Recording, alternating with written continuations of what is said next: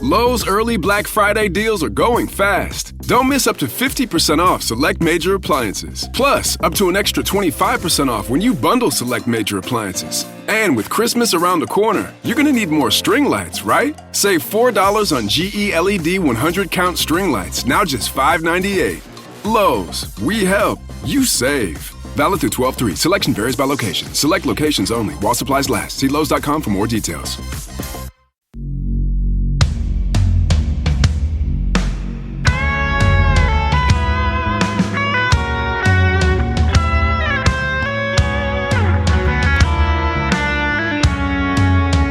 My career in the entertainment industry has enabled me to work with a diverse range of talent. Through my years of experience, I've recognized two essential aspects. Industry professionals, whether famous stars or behind-the-scenes staff, have fascinating stories to tell. Secondly, audiences are eager to listen to these stories, which offer a glimpse into their lives and the evolution of their life stories. This podcast aims to share these narratives, providing information on how they evolved into their chosen career. We will delve into their journey to stardom, discuss their struggles and successes, and hear from people who helped them achieve their goals. Get ready for intriguing behind-the-scenes stories and insights into the fascinating world of entertainment. Hi, I'm Tony Mantor. Welcome to Almost Live Nashville. Joining us today is Brent Maher. If you don't recognize the name, with a little research, you will recognize songs he has written and produced. From penning timeless hits for legends like Kenny Rogers and the Judds, to steering multi-platinum albums that define country music's golden era, his touch has shaped the soundtrack for generations. But today, he's stepping into a new spotlight as an author with his captivating new novel, Night of the Orphan Train, a musical novel. Blending heart-wrenching historical fiction with the soul-stirring power of original songs, this book transports us to the raw, resilient world of the Orphan Train era, where hope and harmony rise from the ashes of hardship. The journey on how this became a reality is truly fascinating. So before we dive into our episode, we'll be back with an uninterrupted show right after a word from our sponsors. It's never too early for Lowe's Black Friday deals. Snag some of our biggest savings of the season right now, like 25% off select pre-lit artificial Christmas trees. And get yourself free select DeWalt, Cobalt, or Craftsman tools when you buy a select battery or combo kit before the Black Friday rush. Because everyone loves free stuff, right? Lowe's, we help, you save. Valid through 12/3 while supplies last. Selection varies by location. Thanks for joining us today. Well, I really appreciate the invite. Oh, it's my pleasure. Great to have you here. Sure. With everything you've done, Grammy Awards, hit records, there's not much you haven't done in the music business. Now you're delving into the book world.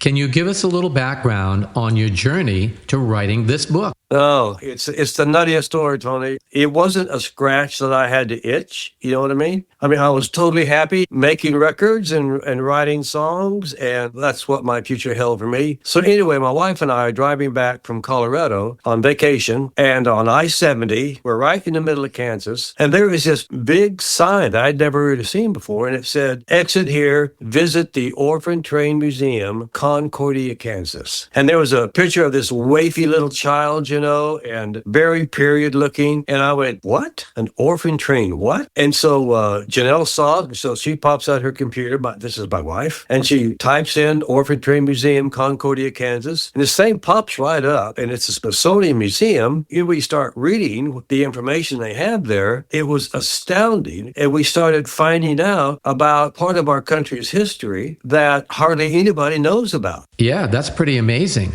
I certainly never heard of it, and I'd never heard of anything called an orphan train before. What we found out is from the mid-1800s up until the early 1920s, in New York City and some of the other big cities on the East Coast too, but primarily New York City, these huge epidemics would come through of like the Spanish flu and some variations of that, economic downturns, and then later on, around 1917, World War I pops up. What was happening when the Spanish flu would come through, tens of thousands of people would get killed, would die. Sometimes if parents are dying, kids would survive. And so, if there wasn't family help there of some sort, these little kids would be left on the street because our country hadn't developed any social services at that point.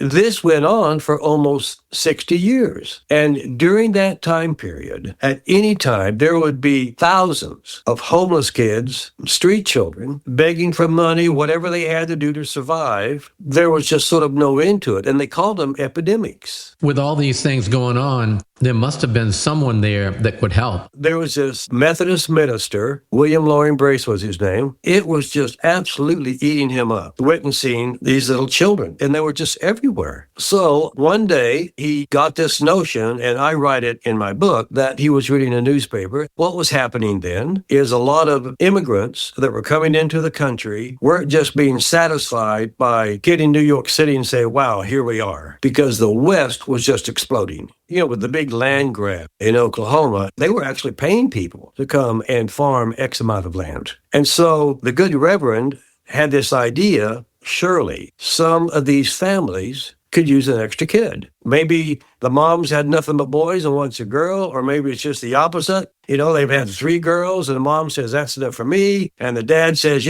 I need a couple of boys here to help me farm. I mean, whatever the circumstances might be, right? Yeah, that actually sounds like it was a pretty good idea. And so William Brace put together this group of businessmen and women, and they called themselves the Children's Aid Society. And they put together a plan to where they would sort of swoop these kids off the streets, not with a lot of ceremony, I might add, pick them up in paddy wagons or whatever vehicles or whatever they could do, and they'd take them to the train stations, and they'd put them in these train cars, early on box cars, send them to a destination. Let's just say, for this conversation, let's just say it's Topeka, Kansas, okay? Well, then they would contact, let's say, a Methodist church and some other churches and say, we're sending a train car or 2 full of adoptable children. We want you to put the word out in your community to come by, get vetted, so to speak, at your church. And of course, that was a very mixed bag, you can imagine. But you show up to the platform at a certain date and pick out your kid. They would put flyers all over the towns with a wafy little child and say, I need a home, I need to be adopted, et cetera, et cetera. They put them in barbershops and, grocery stores everywhere. By the sound of it, I'm guessing people showed up and went along with it. Sure enough, people did show up. And some got wonderful homes. Well, like one fellow became a mayor of New Orleans as he grew up, and another fellow became a governor, I think of Montana or something like that. So there were some real success stories. For every success story, I'm sure there's one that's exactly the opposite. Some other kids, it was kind of like slavery. At the end of the day, they took off the streets of New York City in this period of time, 250,000 children, and transported them to every single state in the Union. Wow, that's amazing. It is stunning. I mean, I know a lot of people that are born and raised in New York City, and they have never heard anything about this. So we had a day and a half left of driving. My wife and I, we could not pull away from that website. And then there were a lot of other websites that were connected to it. Could you expand on that? The kids that would be on these trains, they called them Orphan Train riders. Well, there's websites for them. In those websites, there were a lot of letters from boys and girls that actually lived that experience. And now their great-great-grandchildren are in possession of these letters. So there's a lot of information about this out there to be had if anybody knew about it. So anyway, it had just a profound effect on me. Yeah, I can tell. Not only because you wrote the book, but because of the excitement you have in telling the story. I mean, I just could envision, how some of these things were transpiring. And I guess, let's see, a little bit outside of St. Louis the next day, heading back here to Franklin, I started writing this song. It was just simply called Orphan Train. It was like a first-person song from this one boy that got scooped up and put on the train. And so I had the whole first verse and the chorus written. And the next day, I was going to be working with Trey Hensley and Rob Ikes on their record. And we were going to write something towards their record. And so, we sat down, we're talking, how was vacation, Brent? Oh, man, I had a great time out there. And you guys have some good gigs. Oh, we had some great gigs. And I said, the darndest thing, I saw this road sign, and then I started in on it. And they were like flabbergasted. And I said, I just want to start this tune. So I played them the first verse and the chorus. Trey said, man, he said, that's beautiful. I said, well, you want to help me finish it? Because after I wrote the first 3 or 4 lines, I could just hear Trey's voice singing it. They were so excited to help me finish it. And then in that one song, 3 little kids were given birth. There was Jacob, and then there's Billy, and then there's Caroline. And they're all about 11 years old. So we finished the tune. We went in and demoed it the very same day. I played it for some friends of mine, and I kept getting this feedback as, so, what are you going to do with this? And I said, well, I don't know. It's done. It's written. And Rob and Trey have recorded it, and we might put it on their record. I don't know. Yeah. So after that, did you get any other comments? I kept getting this feedback. This is a musical. I mean, you're stopping. You don't stop. Keep expanding this thing. Well, that makes sense. How did you feel about it? My first inclination was, I don't think so. But I kept getting that feedback. So one day I sat around and thought about, well, I mean, if you did, where would this thing go? One thought led to another. All of a sudden, I've written another song that Caroline would sing. And so then, Tony, I wound up writing at least 10 songs. Nice. And all I had going was this running outline in my head. But I hadn't written down one piece of dialogue about Caroline said this and Billy said this. None of that. I just had this sort of vision of these scenarios. And then I'd say to myself, well, Caroline she should pop up and do something here. Or Billy should, or somebody else should. Finally, it was like, well, sooner or later, you're going to have to knuckle down and actually write some words here. You're going to have to write this story down. I really was sort of procrastinating until my wife really got on me one day and she said, I don't know what you're waiting for. And I did have a good friend, who was a screenplay writer and was going to work with me on it. But then he got sidetracked doing some other projects. And that's when Janelle said, I'm sure that Jeremy would be great, but you need to settle down. You just need to do it. And I went, well, maybe I'll give it a try. Sounds like she had the right idea. What happened next? Then I had to figure out, well, then how am I even going to start this? Because writing songs and writing novels, that's a wee bit of a different proposition, right? Oh, yeah, that's true. Yeah. And so I thought back to my childhood about my family. We loved listening to radio shows. Mr. and Mrs. North, The Shadow, Gangbusters, all these things. I said, I think I could approach it like that. I think I could write this thing as if you're listening to like a radio program. And the narrator is going to start off certain scenes, and then all of a sudden the characters start taking the dialogue over and just let it bounce back and forth. And of course, I was thinking in terms of an audiobook at that time. And I thought, I think I could do that. And so that's how I wrapped my head around that I could actually maybe get it done, start it, and maybe get it completed. Yeah, I like that. Then you add the nostalgia part of it as well. You're bringing the old into the new by doing it like a radio show, as you said. A lot of people in today's world, they don't know what a radio show is. The closest thing to a radio show to them is a podcast like we're on now. Yeah. So doing it that way, that's a pretty darn good idea. Well, it's what I love about it is once I got into it, I really felt like, well, eventually it would be wonderful if it could be made into a play or film. And we're talking to some folks about maybe doing something like that. But in the meantime, it's out there in the world now as an audiobook. A lot of times when people get script ideas and stuff like that, or you start working on plays, it can take years and years to see the light of day. Yeah, that's very true. That doesn't sound very like something I want to just sit around and wait for. So anyway, I love it that I wrapped it completely up, and it's like a 2.5-hour listen. There are 20 songs that are woven in and out of the storytelling. You meet these kids when they're like 11 years old. And then at the end of Act 1, they're 14 years old.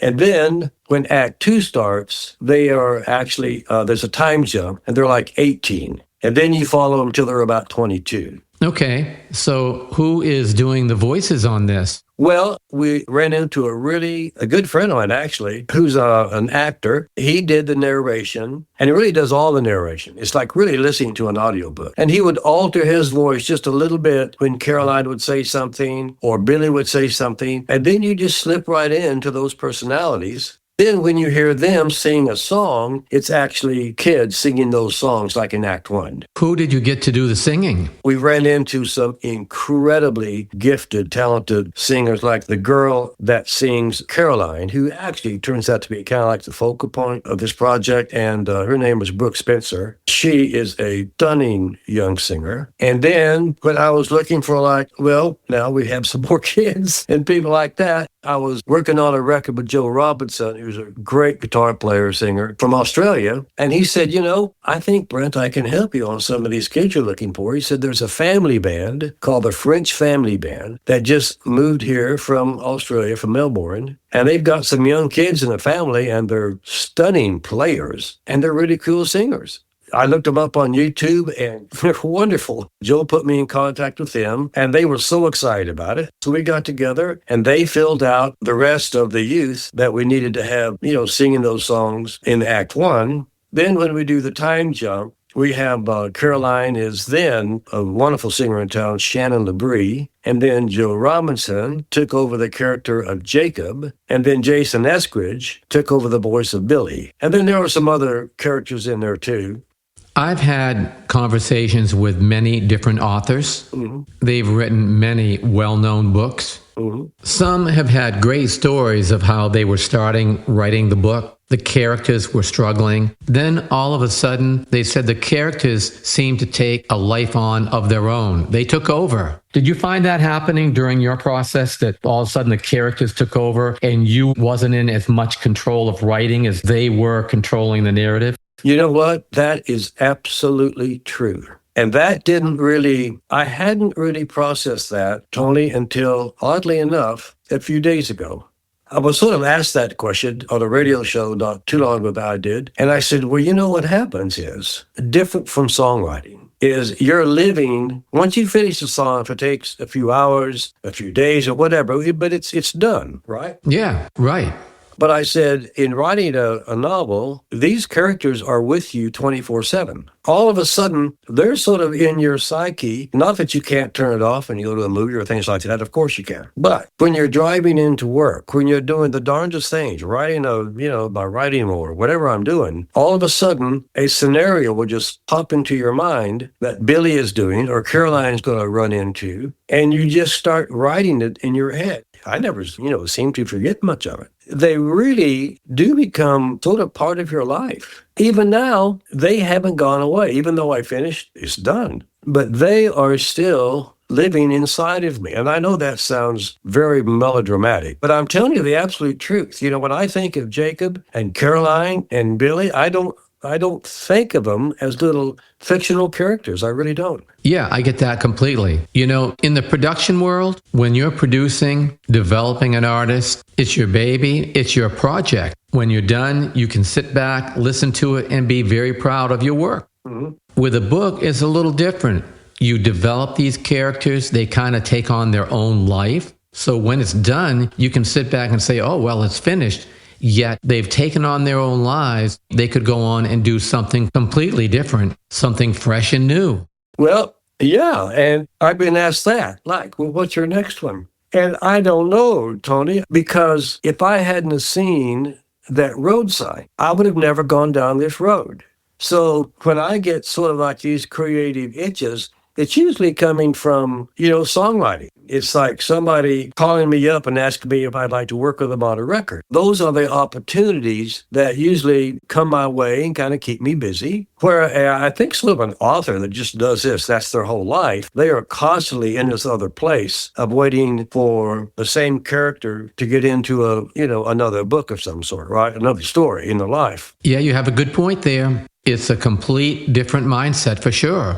I don't know if I'll go down this road.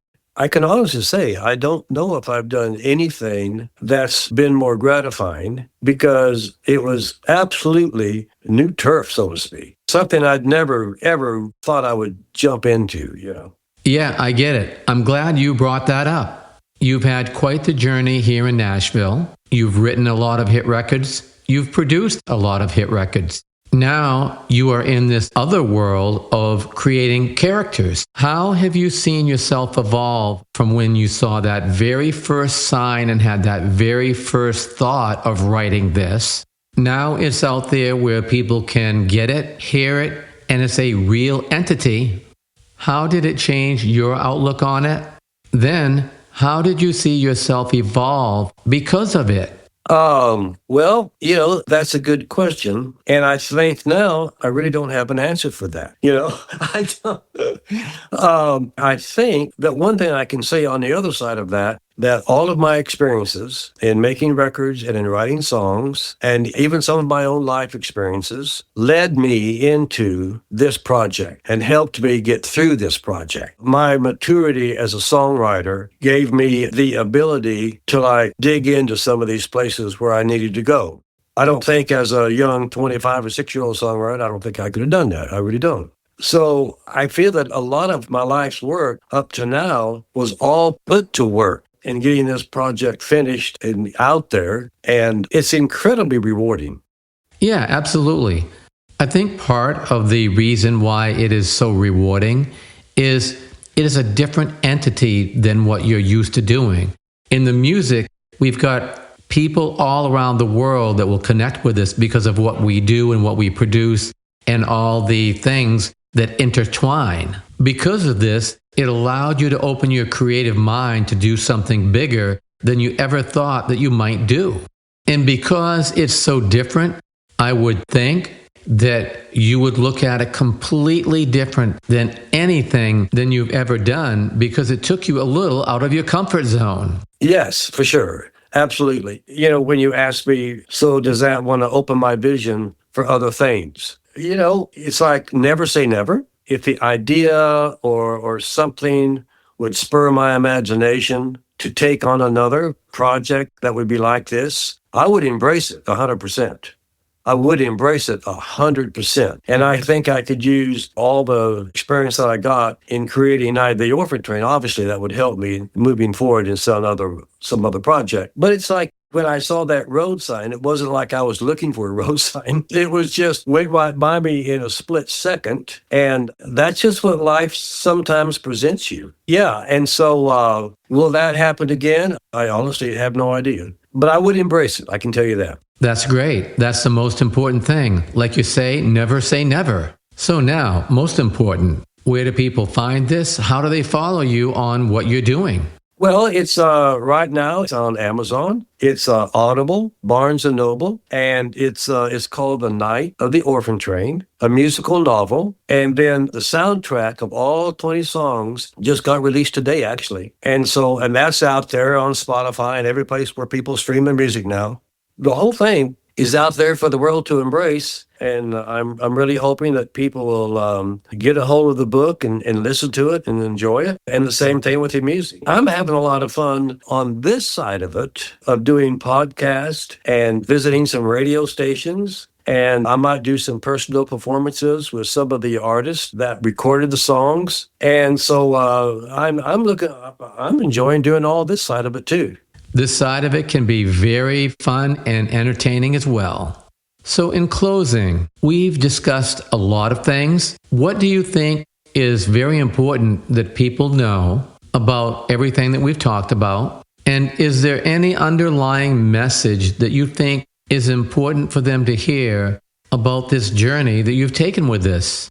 Well, I guess one thing is, don't be afraid to go down some left turns and take some roads you never thought you would go down. I'd never dreamed I would do something like this, but now that I've done it, it has been so rewarding. And then I guess what the characters, when they came to life in me, it just reminded me of how resilient the human spirit can be. And how these little kids trying to make a go of it on the streets could find moments of absolutely joy. And their love between the three kids, Caroline, Billy, and Jacob, it grows so intense because they become their own little family. And so the book isn't all a downer. There's some places that will bring a tear to your eye, and there's other places to where you may get a little tear, but it'll be coming from a place of joyful experience. And so that's one of the things. It's just the human spirit is sometimes a lot more stronger than sometimes that we can even perceive. It is. It really is. Well, this has been great.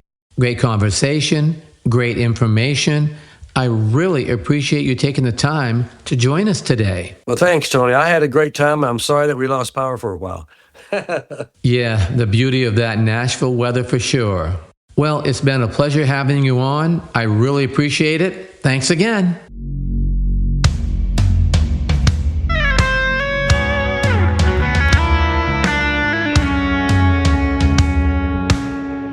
Thanks for joining us today. We hope you enjoyed the show. This has been a Tony Mantor production. For more information, contact media@plateaumusic.com.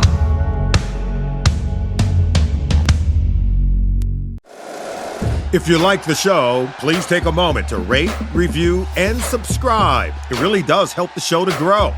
Thank you for listening.